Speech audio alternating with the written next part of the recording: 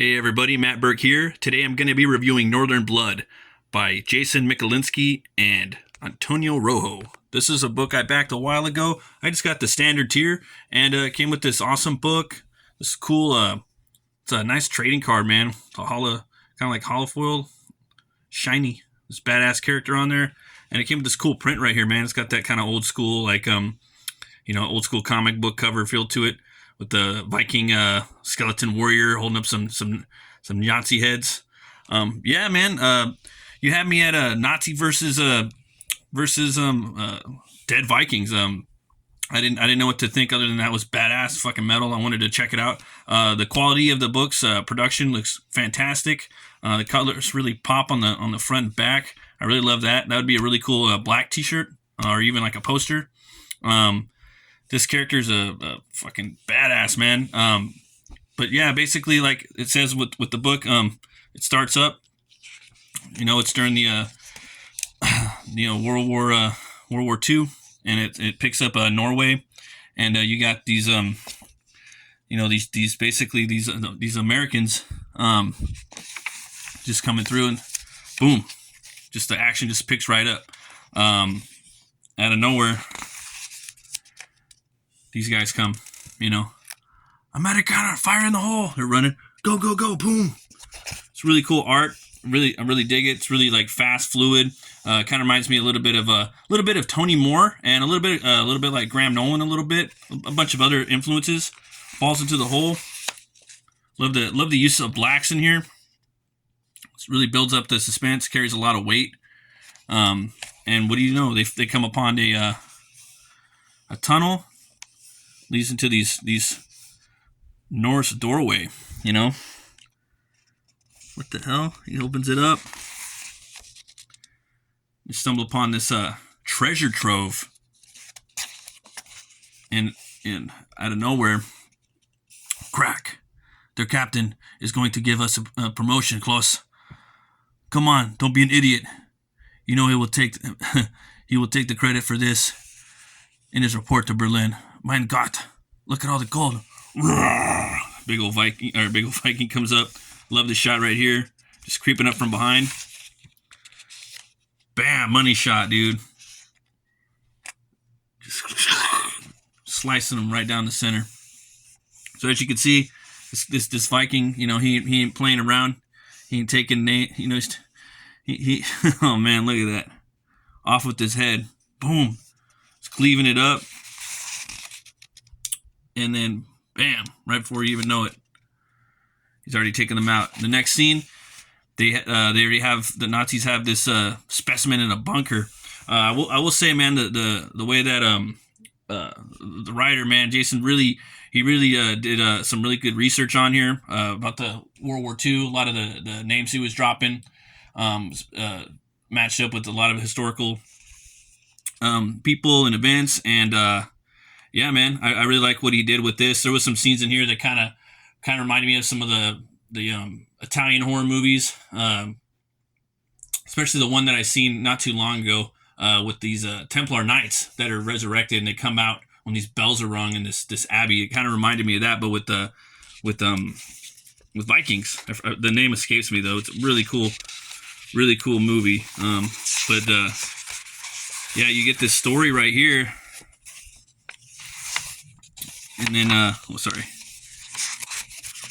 you get this story about this Viking ruler, man, that was cursed, and he's coming back, and that's him right there. His name's Ivar. So I don't know if he's related to Ivar the Boneless, but he's a son of stone. He's just an ultimate badass. Really, you just check this dude out, and you're like, oh man, he's cool. I can't wait to see what he does with that character. And yeah, man, he's just really going to town on this part. This is basically read to him to our main character right here is Frank by I believe her name is Estrid, and she's basically telling him the story about this this Viking king that's been cursed, and he's coming back to get his gold, so his treasure.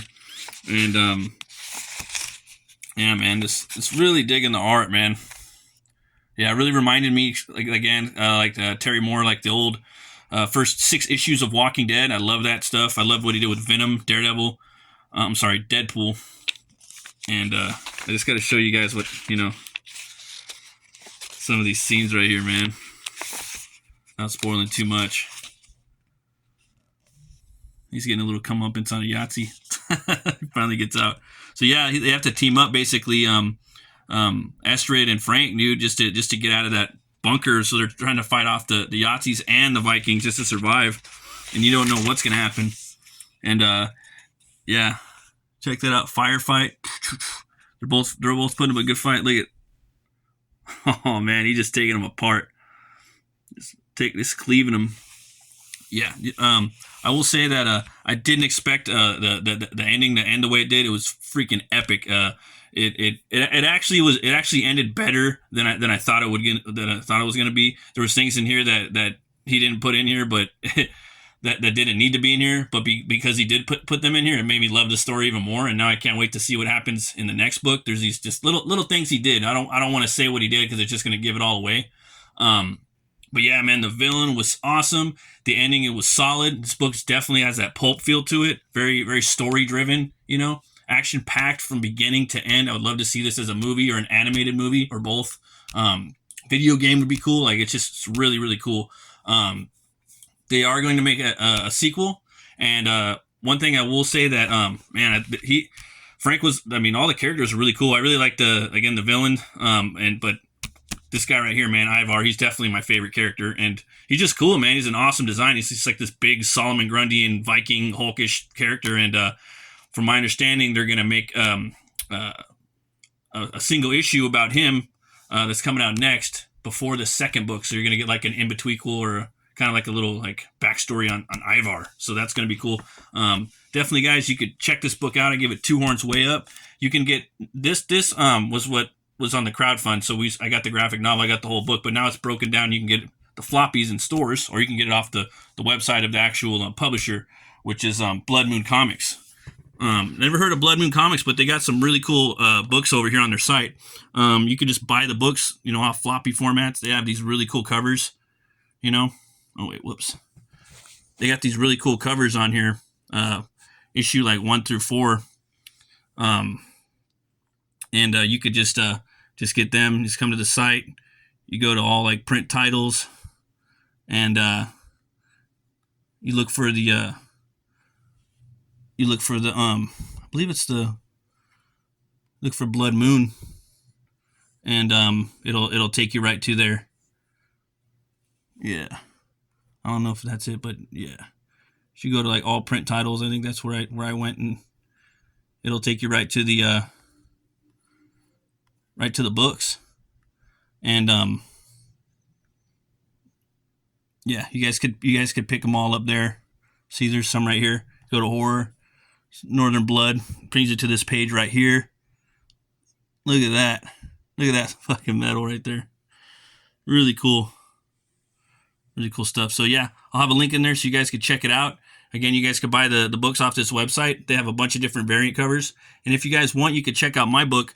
It's Butch Cleaver 1 and 2. I still got it in demand. I got 7 of the bottle openers left for the next book backers. You guys are going to get a bunch of stuff. If you like horror, this book, you might like this too. It's about a butcher who gets killed, and he's brought back to life by a voodoo curse by this crazy preacher pimp called the Voodoo Doll. This cat right here. And that gives him the power to weaponize bone on a molecular level. And yeah, so we go into the origin in the second book. In the first book, he encounters this bounty hunter, and I really wanted to flesh out in the second book his character. So you guys might like this. It's a dark Western fantasy. It's got gothic elements. It's like a spaghetti. What if a spaghetti Western was filmed on a Hammer movie stage? So yeah, all these trading cards. You're gonna learn about that guy, the Mothman. That's the voodoo doll. He has a voodoo doll of everyone in town. Whoever he does business with, he makes a voodoo doll of him as an insurance policy. So yeah, if you guys want, you can check that out. I was at the beer store today, and I came upon this Danish red lager. It made me think of Northern Blood, so I figured I'd pick it up, with it being a Viking and red, like the blood. So it's by FIGAROA Brewing. I'll go ahead and open it. But yeah, but I'm opening one of these Butch Cleaver bottle openers. This is the one I was talking about. The next 7 backers are going to get these. They're going quick. I just sold one over the weekend, so people are starting to pick up on them again. Smells pretty good. I love red ales.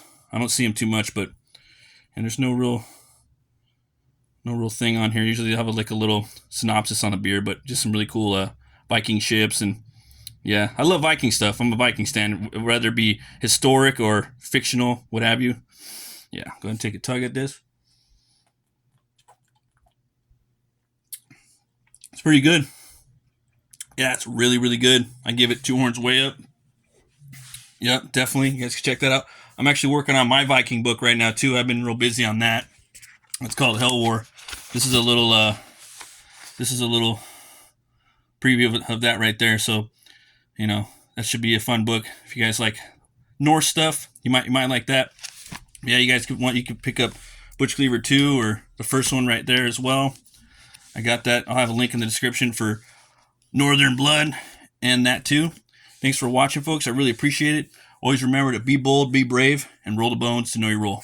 You guys have a great night. Bye-bye.